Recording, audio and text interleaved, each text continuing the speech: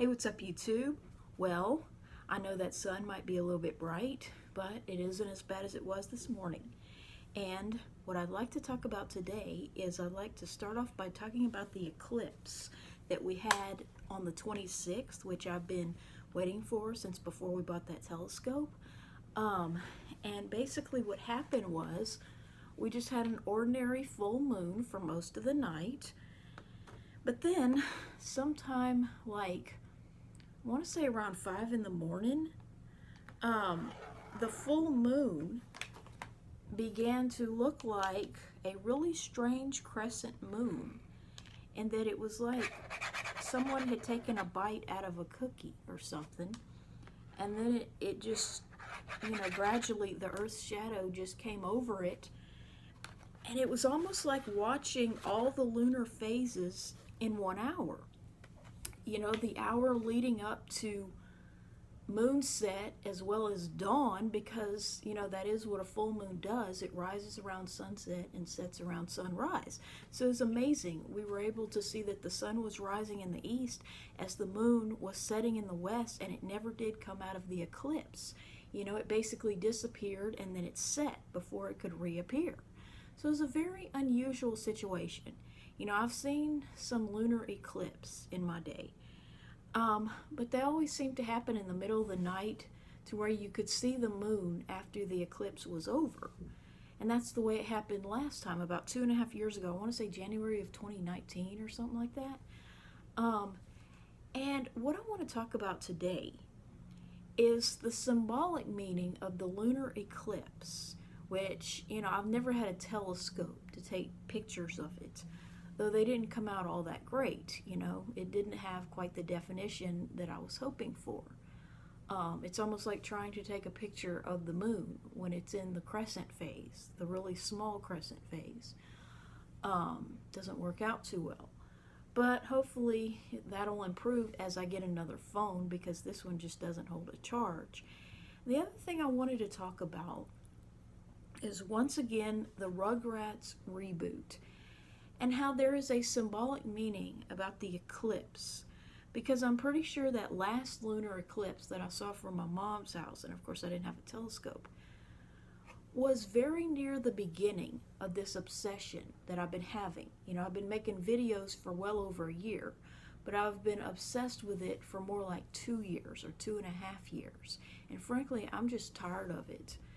And part of why I have this obsession is the fact that there is supposed to be a reboot. And because of the reboot, I just started to once again obsess on Rugrats, which is not the first time in my life I've ever been obsessed on Rugrats, but it's just been so long, since they've been on the air, that I haven't really had a reason to, near to the extent that I did in the 90s. And, I like to think of the eclipse, as like a new beginning. It has a symbolic meaning in my mind.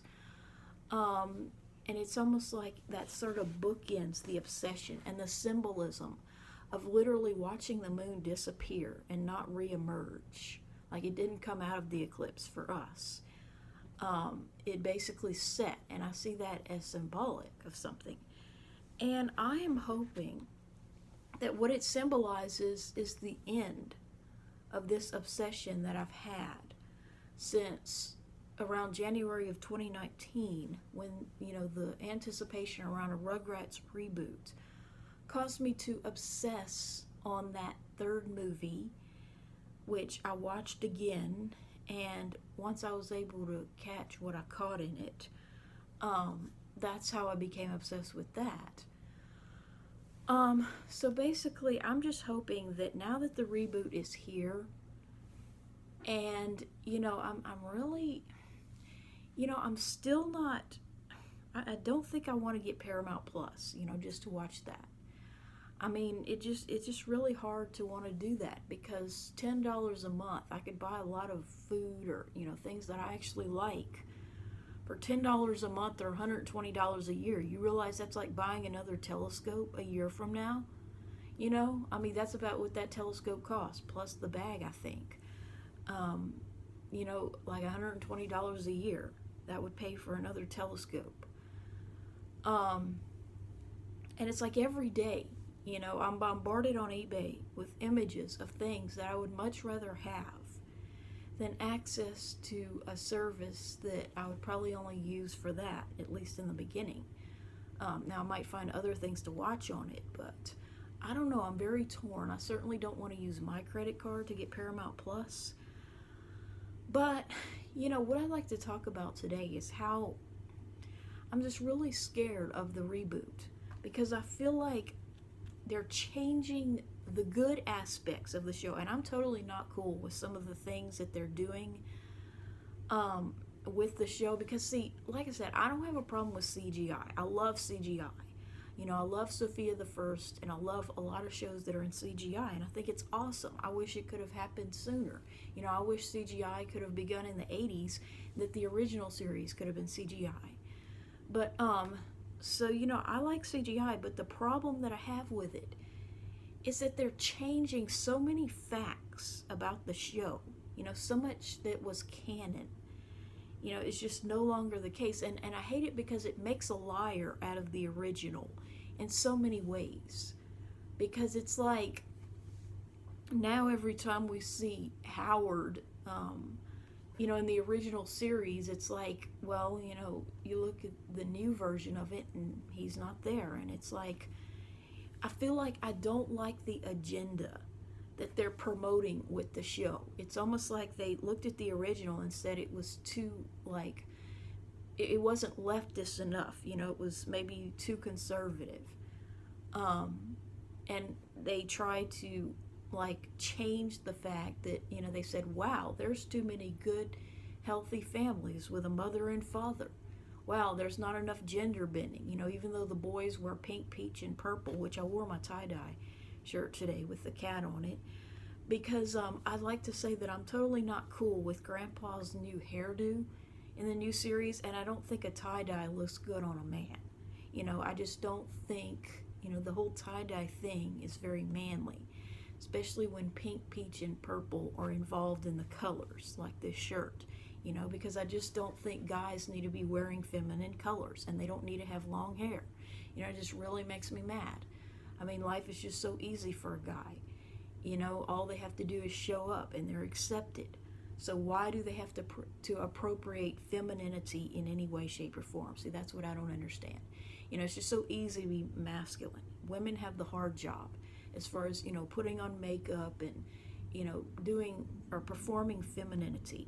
You know, why do men have to mess it up by wearing feminine things or, you know, behaving in effeminate ways? You know, that's what I don't understand. You know, why can't every guy just go to the barber shop like he's supposed to and get a normal guy's haircut? You know what I'm saying? Why can't Chucky have shorter hair? You know, why does Grandpa need to have a long ponytail? That's ridiculous. And I feel like, you know, they're changing the good things about the show. You know, like the fact, you know, the biggest thing that I hate, you know, they're making Susie a pre-verbal toddler like Chucky. And I don't want to get into, you know, what agenda they might be trying to promote by making her more like Chucky and less like Angelica, because this video could get really long and really ugly. Okay? But I really don't like it one bit, because I feel like, you know, one of the few things I liked about Susie was the fact that she was like Angelica. She could talk to adults, you know, and it made her somewhat relatable to me. And, you know, it's really stupid, you know, to have a girl character. It's almost like because they did away with Kimmy and they still needed that 2-year-old girl, that toddler girl, because, I mean, let's face it, a 3-year-old is more like a preschooler. So they wanted a toddler girl, but they couldn't put Kimmy if they didn't have Dill. So what they did was they sort of made Susie into more of a Kimmy, and I find that very disturbing. Okay, because little girls, you know, as I've stated before, they are light years ahead of boys in terms of language development and potty training, and, you know, they're like miniature adults or teenagers, whereas the boys are big babies. You know, let me show you something. You see this word, baby? Well, look at this. Boy. Okay, the word baby and the word boy. begin with a B and they end with a Y. So boys are big babies, okay? I hate saying that, you know, I know it could be offensive to men, but boys are big babies. They are immature.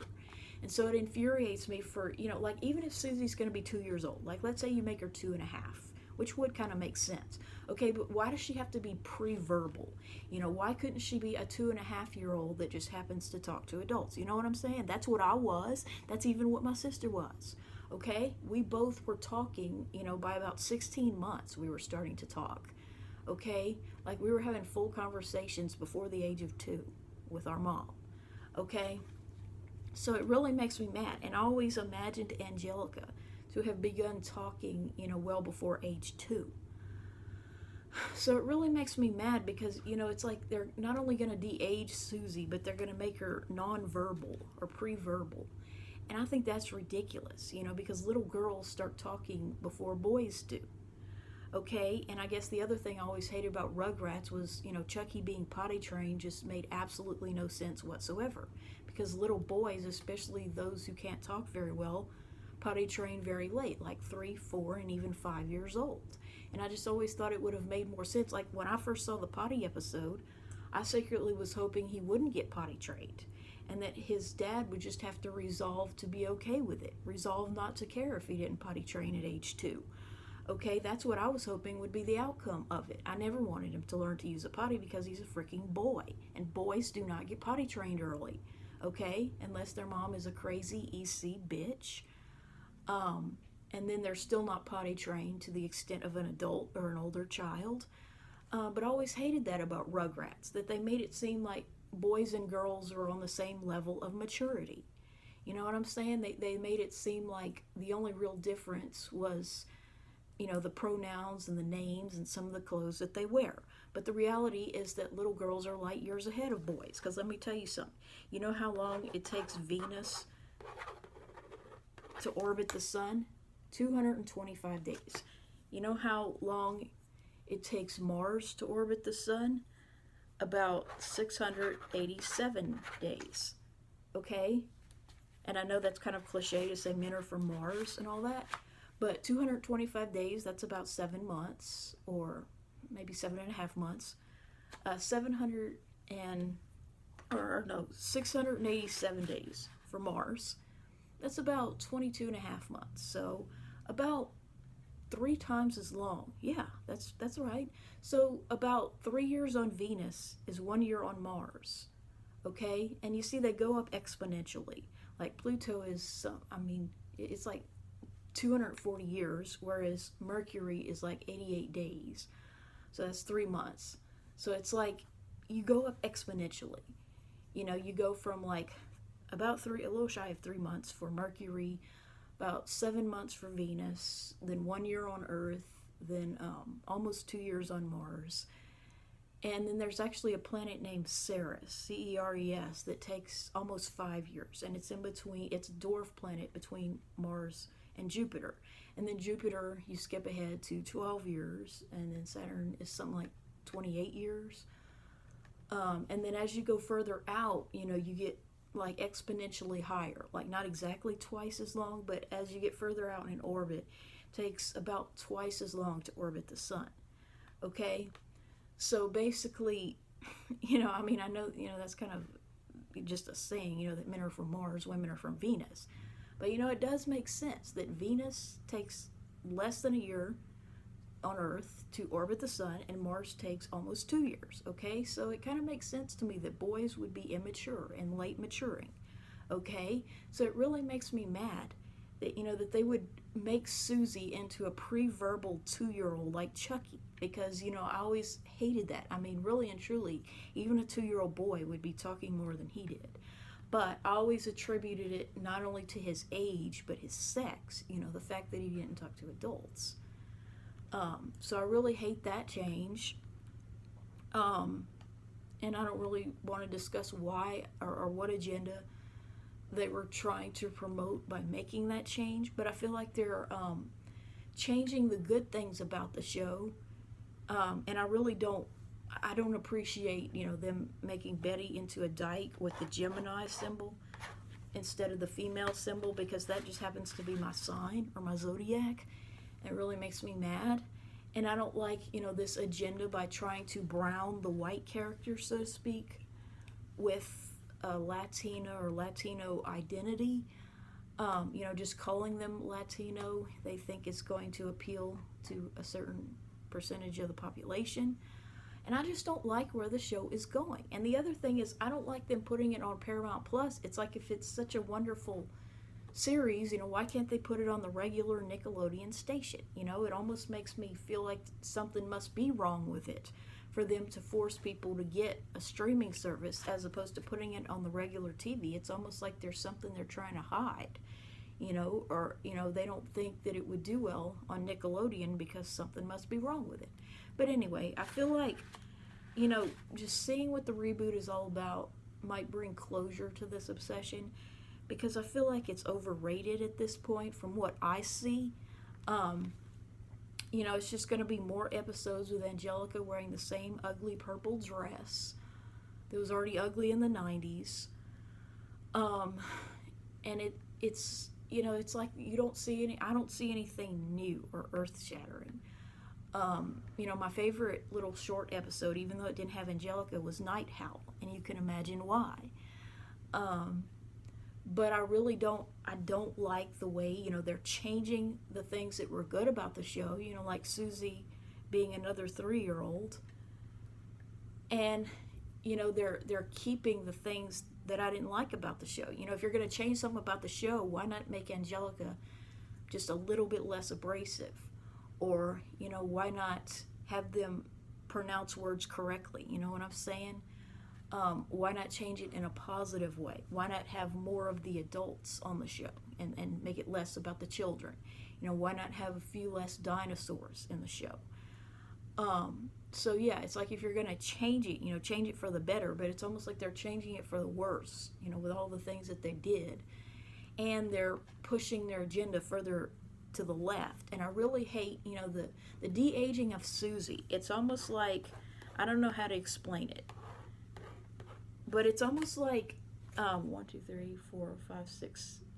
Well, they don't have Dill yet, but it's almost like they're, here's Angelica and here's the younger kids. Okay, it's almost like they're wanting to, by de-aging Susie, they're trying to make it more clear cut that Angelica is the villain. She's the blonde villain, because let's face it, she was the whitest character on the show, so to speak. So the agenda is becoming very clear to me. It's like an anti-white agenda.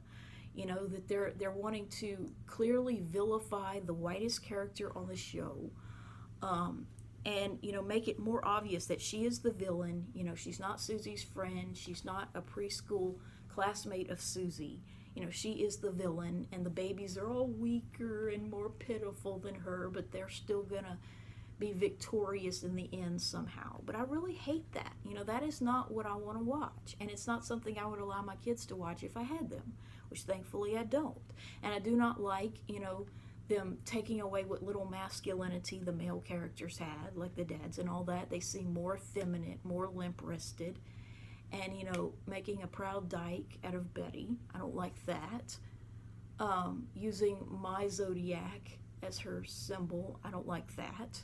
So I really don't think I'm missing much if I don't get Paramount Plus. And I feel like it makes a liar out of the things I loved about the original. Like, Susie looking at Nigel and saying, "Can we go home now, Mr. Strawberry?" Which, was my favorite part of the movie. Okay, so it's almost like if she's pre-verbal, that movie couldn't have happened anymore. And I don't know why I'm getting thumbs downs, but for some reason people don't like my videos. So I don't really care, but I'll just go ahead and post this.